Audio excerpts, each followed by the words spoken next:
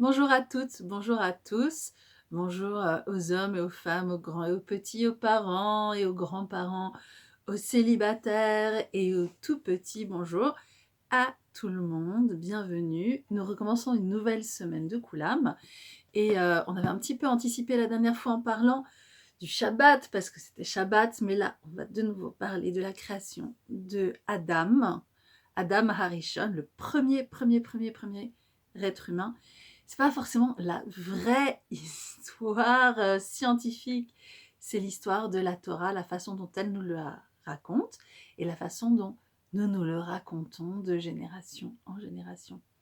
Alors, j'avais posé quelques petites questions pour vous. Celle qui a été la plus controversée, c'est est-ce que ne rien créer, c'est encore créer? Vous savez, dans le petit sondage, le petit test avec des questions pour tous les âges que vous pouvez faire, qui est en lien de la vidéo et de l'article sur mon site. Est-ce que ne rien créer, c'est encore créer? Parce que le 7e jour, par la cessation de son action, l'Éternel crée l'arrêt, crée le Shabbat. Et en fait, il y a tout un domaine très important qui s'appelle le droit du travail, qui prévoit justement quand est-ce qu'on doit ne pas travailler. Et il y a des grandes questions aujourd'hui, c'est intéressant aussi pour les moyens, pas seulement pour les grands. De grandes questions aujourd'hui, il y a tellement de travail à faire pour les soignants que est-ce qu'ils peuvent encore se reposer ou pas? Et ça a beaucoup de conséquences, c'est quelque chose qui a de grands enjeux, donc voilà. Le 7e jour, l'Éternel crée la cessation du travail. Et alors, est-ce que c'est encore créé? En tout cas, ça a un impact pour nous encore aujourd'hui, puisque le 7e jour, nous-mêmes, nous nous arrêtons. Et donc, nous revenons à la création de ce Adam Harishon, de ce premier être humain. Et on a dit qu'il a été créé à l'image de Dieu. On poursuit, et voilà comment ça se passe. L'Éternel, Elohim, je dis Elohim. Elohim a dit, faisons le Adam à notre image, à notre ressemblance, et comme ça il régnera sur la nature. Régner, ça veut dire aussi administrer, s'en occuper, etc. Et Elohim créa le Adam à son image. À l'image de Elohim, il le créa. Homme et femme, il les créa.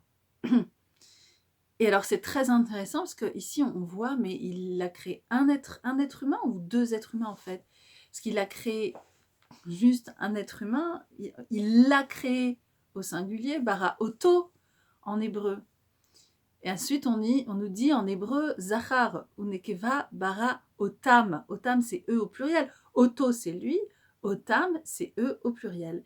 Et donc Rashi, vous vous souvenez, on parle de lui souvent, il nous explique souvent quand on ne comprend pas. Il nous dit que l'Éternel, il a créé un seul être humain comme ça. Bon, c'est pas exactement comme ça, hein, vous en doutez, hein, c'est juste une façon de vous montrer.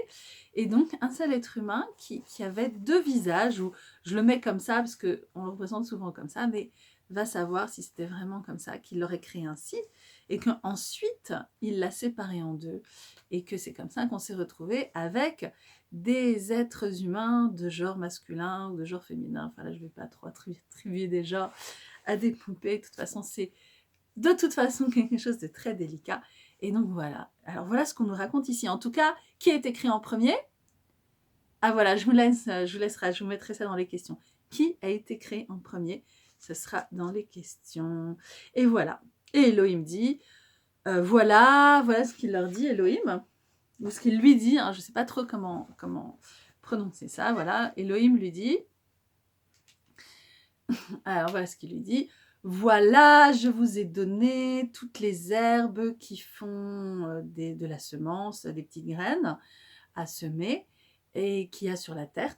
Tout ça, c'est pour vous, et tous les arbres qui ont des fruits et qui ont des petites graines qui se plantent, tout ça, c'est pour vous, dit l'Éternel. Tout ça, tout ce qu'il y a dans l'endroit où vous êtes, c'est pour vous, pour que vous le mangiez, et aussi pour que tous les animaux de la terre, tous les oiseaux du ciel, tous les serpents qui rampent, tous les êtres vivants, en fait, puissent manger cette herbe, cet herbage. Donc, on est tous végétariens. Tout le monde est végétarien à l'époque, même les animaux, hein. Donc, voilà, le lion pouvait vivre avec l'agneau en toute paix. Et Elohim vit tout ce qu'il avait créé. Et ça, on en a beaucoup parlé la semaine dernière, sinon revenez-y, gardons cette habitude, comme Elohim, d'observer ce que nous avons fait et de dire « Tov me'od », c'est très bien. Et voilà que fut le soir, et voilà que ce fut le matin, et c'était le 6e jour. Ah, et voilà, ainsi les 6 jours de la création se sont produits. Ensuite, c'est la cessation, le Shabbat, on en a déjà parlé. Et on reprendra ça la prochaine fois. Je voulais vous raconter quelque chose qui m'a touchée dans cette histoire-là. Parce que, vous vous souvenez, on a dit, Elohim, il a dit, faisons l'homme à notre image. Ça veut dire il a demandé l'autorisation de tous les anges autour. Et il y a un psaume, un chant, qui dit, la justice fleurira, la vérité fleurira à partir de la terre. C'est ça que dit ce psaume. Et là, vous avez vu que j'ai posé le livre. Je vous raconte une histoire, qui est une histoire que racontent les sages, dans un livre qui s'appelle Bereshit Rabbah. C'est plein d'histoires, ça c'est la première histoire, mais c'est plein d'histoires qui se rajoutent à l'histoire. Et donc, voilà, ce qui s'est passé, c'est que nous raconte cette histoire merveilleuse, que les anges, quand l'Éternel, quand Elohim, il les a consultés, eh bien, il y en a beaucoup qui étaient d'accord pour créer l'être humain, et d'autres qui n'étaient pas du tout d'accord. Et par exemple, la bonté a dit que l'homme soit créé. Pourquoi? Parce que l'homme est capable de bonté, il fait du bien aux autres. C'est vrai, n'est-ce pas? Mais la vérité a dit qu'il ne soit pas créé, l'être humain. Pourquoi? Parce qu'il raconte plein de mensonges.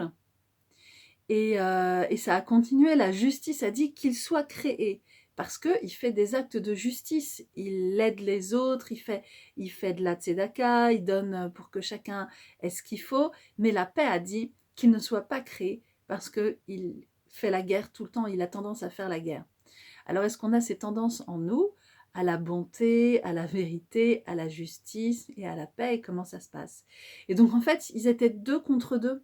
Et donc, Elohim, il ne savait pas ce qu'il devait faire, il ne pouvait pas trancher. Donc, qu'est-ce qu'a fait Elohim, nous dit-on? Il a pris la vérité, c'est horrible de dire ça, il l'a jeté par terre en disant écoute, voilà, je te mets de côté, parce qu'il faut bien que quelque chose se passe, on ne peut pas rester tout le temps coincé, donc je te mets de côté, et puis c'est à partir de la terre que tu fleuriras de nouveau par la suite. Et c'est pour ça qu'on fait ce psaume, de temps en temps, on dit que la vérité fleurira de la terre, pour dire, parfois le monde il est injuste et il n'y a pas de vérité, parfois la vérité est piétinée, mais elle refleurira en fin de compte, et nous espérons tous grandir là-dedans. Alors, nous disons au revoir pour l'instant à notre petite Adam Harishon, notre petit être humain initial, et nous en parlerons davantage demain pour raconter comment la deuxième histoire de comment ça s'est passé, où vous allez voir, on n'est pas à la fin de nos découvertes, ce n'est que le début. Je vous souhaite une très très bonne journée à toutes, à tous. Je vous prépare immédiatement le petit questionnaire sur lequel vous pourrez réfléchir ensemble. À demain, shalom les koulam.